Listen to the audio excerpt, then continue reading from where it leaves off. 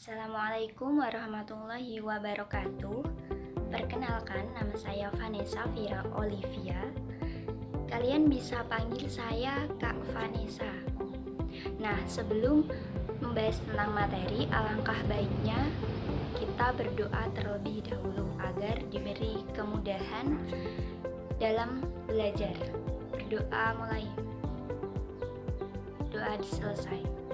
Kali ini kita akan membahas materi tentang enzim dan metabolisme. Sebelumnya, apakah kalian sudah tahu tentang pengertian dari metabolisme? Oh, belum tahu.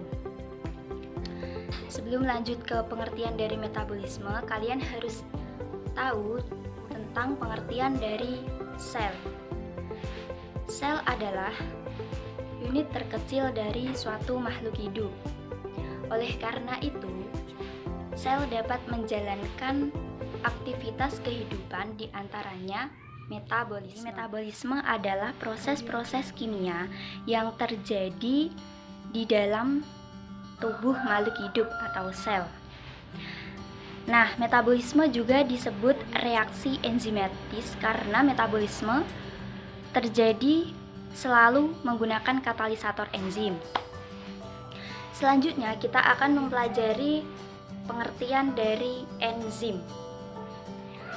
Enzim merupakan suatu protein yang berfungsi sebagai biokatalisator dalam reaksi penguraian dan penyusunan suatu zat yang terjadi di dalam tubuh makhluk hidup.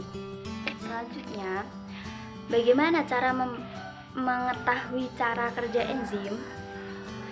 Sebetulnya cara kerja enzim dapat dijelaskan dengan dua teori. Yang pertama, teori kunci gembok atau lock and key teori, dan yang kedua ada teori ketetapan induksi atau induced fight teori.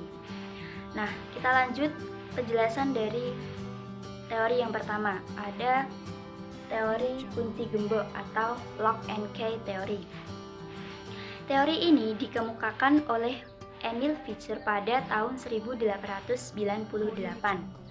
Nah, di sini enzim itu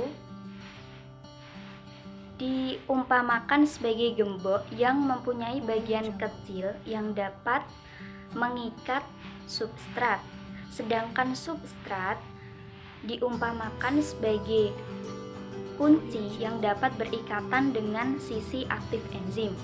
Nah, hal inilah yang menyebabkan enzim itu bekerja secara yang kedua, ada teori ketetapan induksi atau disebut dengan induced fight teori. Nah, teori ini sisi aktif enzimnya lebih fleksibel dalam menyesuaikan struktur substrat, sehingga ikatan antara enzim dan substrat dapat berubah menyesuaikan dengan substrat. Nah, dari sini dapat disimpulkan perbedaan dari kedua teori tersebut. Pada teori kunci gembok, sisi aktif cenderung lebih kaku, sedangkan pada teori ketetapan induksi, sisi aktifnya lebih fleksibel. Apakah ada faktor-faktor yang mempengaruhi kerja enzim? Pastinya ada dong. Nah, apa saja faktor-faktor yang mempengaruhi cara kerja enzim? Yang pertama ada suhu, yang kedua ada pH, yang ketiga ada konsentrasi enzim dan substrat, yang keempat ada aktivator atau zat penggiat, dan inhibitor atau zat penghambat. Nah, yang pertama ada suhu. Enzim bekerja pada suhu optimal 30 derajat sampai 40 derajat Celcius. Enzim akan rusak dengan suhu yang tinggi. Yang kedua ada pH. Enzim bekerja pada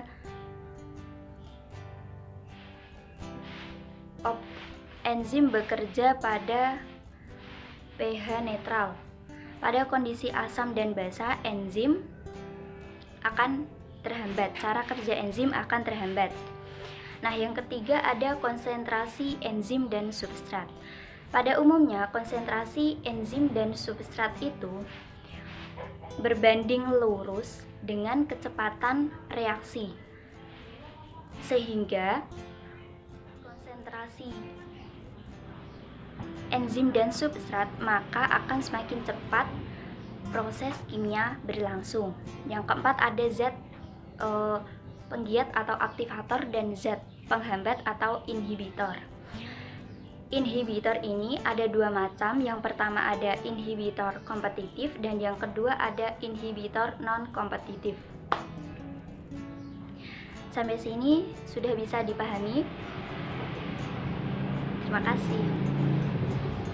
Selanjutnya ada penyusun enzim atau komponen penyusun enzim. Secara kimia, enzim yang lengkap itu tersusun dari dua bagian. Nah, yang pertama ada bagian protein atau disebut dengan apoenzim, dan yang kedua ada bagian bukan protein atau disebut dengan gugus prostetik. Yang pertama, apoenzim merupakan bagian protein yang bersifat termolabil atau tidak tahan panas. Dan yang kedua ada gugus prostetik, merupakan bagian bukan protein prostetik yang berasal dari molekul anorganik disebut dengan kofaktor. Misalnya dengan seng, tembaga, dan besi. Dan gugus prostetik yang berasal dari senyawa anorganik disebut dengan koenzim. Misalnya ada NADH, FADH, koenzim A, dan berbagai macam vitamin, yaitu vitamin A, vitamin B1, vitamin B2, vitamin B6, niacin, dan biotin. Selanjutnya, kita akan mempelajari sifat-sifat yang terdapat pada enzim. Nah, apa saja sih sifat-sifat pada enzim itu? Yang pertama, di sini ada enzim itu berfungsi sebagai biokatalisator. Nah, yang kedua, enzim itu merupakan suatu protein. Nah, dan yang ketiga, enzim itu bekerja secara bolak-balik atau disebut dengan reversible. Enzim itu bekerja secara spesifik. Dan yang kelima, enzim itu diperlukan dalam jumlah yang sedikit.